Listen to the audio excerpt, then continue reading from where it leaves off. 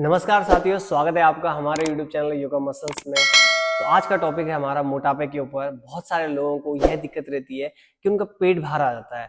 कुछ लोगों की दिक्कत होती है कि उनके पूरे ओवरऑल बॉडी में फैट होता है, लेकिन कुछ लोगों को केवल ये दिक्कत होती है कि उनका पेट बहुत आगे निकलने लग जाता है और गोल शेप में बाहर आने लग जाता है। तो सबसे पहले हम बात करेंगे कि ये क्यों होता है और किस लिए होता है, और फिर हम बात करेंगे कि इसे कैसे कम किया जाता है, और लास्ट में मैं आपको एक प्रो टिप्स दूंगा।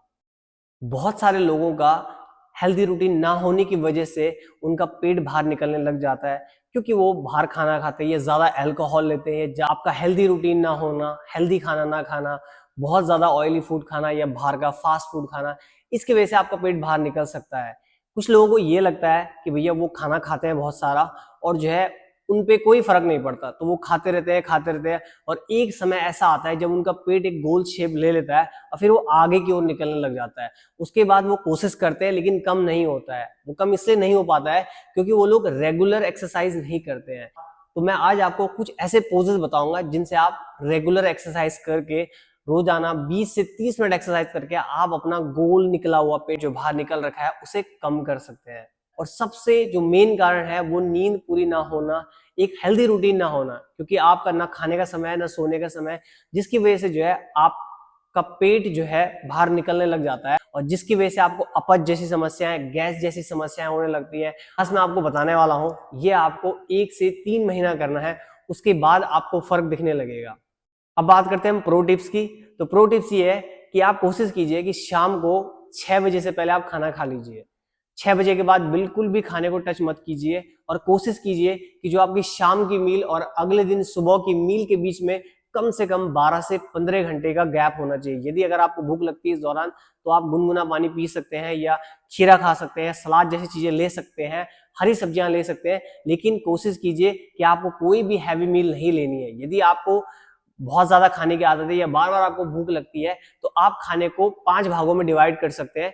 तो आप हर 2 घंटे में एक छोटी छोटी मील ले सकते हैं, जिससे आपके खाने की क्रेविंग भी कम होगी और जो है आपका वजन भी कम होगा। और आपको कोशिश करनी है कि आपको अपने फूड के अंदर फाइबर ज्यादा रखना है, ताकि खाना अच्छे से डाइजेस्ट हो और जो है फैट कम आपकी बॉडी में जमा हो। बहुत सारे लोग केवल डाइट को 1 महीना करते हैं, 2 महीना फॉलो करते हैं, और उनका डाइट से मतलब होता है कि खाने को बिल्कुल छोड़ देना।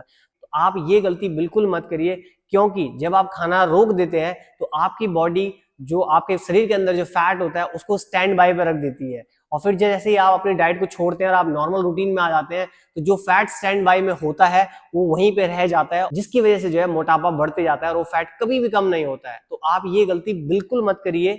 आप धीरे धीरे स्टार्ट करिए, स्टेप बाय स्टेप स्टार्ट करिए। पहले 1 हफ्ते का चैलेंज रखिए, उसके बाद 2 हफ्ते, 3 हफ्ते, फिर धीरे धीरे इसको बढ़ाते रहिए। डाइट का मतलब है कि खूब सारा खाना खाना, ना कि बिल्कुल मत खाना। तो आप ये गलती बिल्कुल मत करिएगा। आप खाना खाइए, लेकिन उसको स्मॉल क्वांटिटी में खाइए।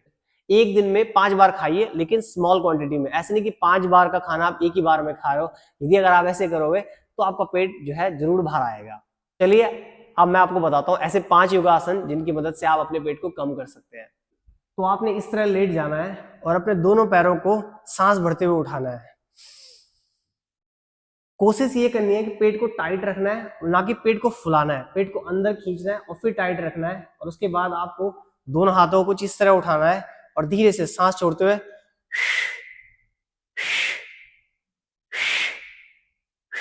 दोनों पैरों के पंजों को, घुटनों को खोल लेना है, और दोनों हथेलियों को अपने पंजे के बगल में रखना है इस तरह। उसके बाद सांस छोड़ते हुए आपको अपने हिप्स को ऊपर उठाना है, पेट को टाइट रखना है, ठीक है, पेट को ढीला नहीं रखना है। सांस छोड़ते हुए हिप्स को उठाएंगे,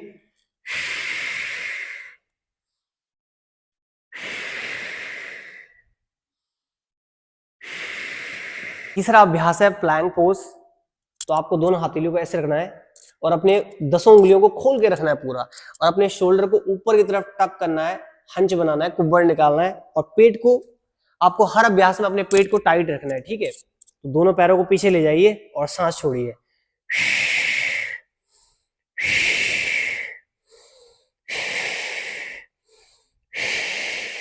चौथा आसन है आपका नौकासन का। दोनों पंजों को मिलाना है, घुटने को खोल के रखना है, और दोनों हाथों हथेलियों को जमीन पे रखना है, और उसके बाद आपको जो अपने पैरों को सांस छोड़ते हुए ऊपर उठाना है।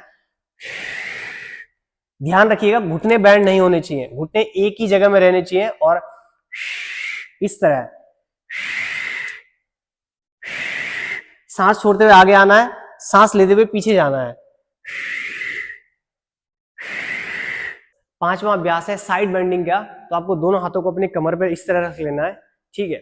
उसके बाद कमर सीधी बिल्कुल एकदम, और आपको राइट साइड सांस लेते हुए जाना है। पेट टाइट रहेगा, पेट आगे की तरफ नहीं आएगा, ठीक है। पेट को अंदर खींचिए, उसके बाद कॉन्ट्रैक्ट कीजिए अपने एब्डोमिनल को। फिर इस तरह सांस लेते हुए ऊपर आना है।